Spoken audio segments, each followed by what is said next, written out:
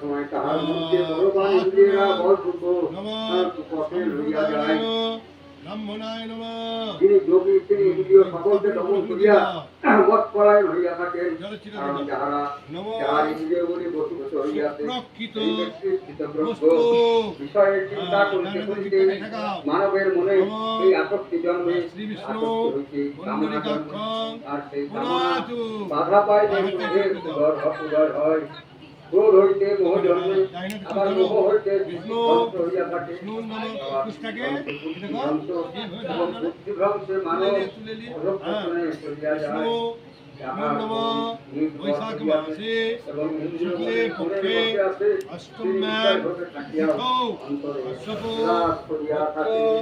সুজয় গণায় দাস যার সবাই প্রসন্ন, যার সর্বদুঃখের হানি হয় এবং বুদ্ধি স্থির হয়, যাহার মন স্থির হয় নাই, যাহার আত্মজ্ঞান হয় না, আর যাহার ভাবনা নাই, তাহার শান্তি নাই।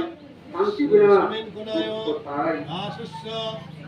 পৃথিবীতে মানুষ সুখীতে রমন কাম ইদং সভজ্য প্রচ্ছাদন উপকরণ তৈজসধর অস্ত্র দানং শ্রী বিষ্ণু দৈবতং মূর্তিতং যথা সম্ভব দত্ত নাম্নি ব্রাহ্মণায় দদামি। কাপড়ে জল ছিটে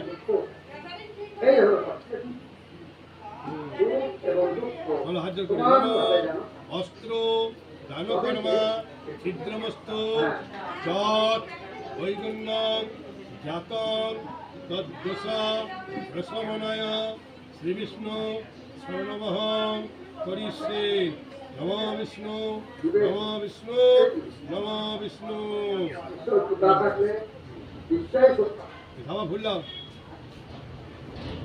এই তো মেলা মানে এতে গন্তপুষ্পে এ তস্মৈ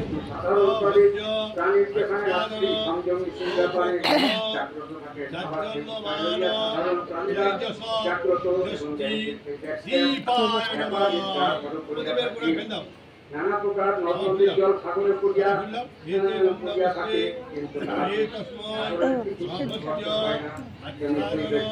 ভোগে থাকিয়াও শান্তি লাভ করিয়া থাকেন। যদি ভোগের ইচ্ছা করে তাহার শান্তি করিয়া থাকেন।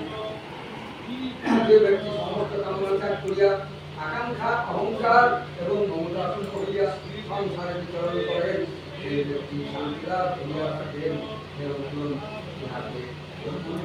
অবস্থিত বলে ইহা খাইয়া সেই ব্যক্তি আর সংসার মায়ায় মুগ্ধ হন না।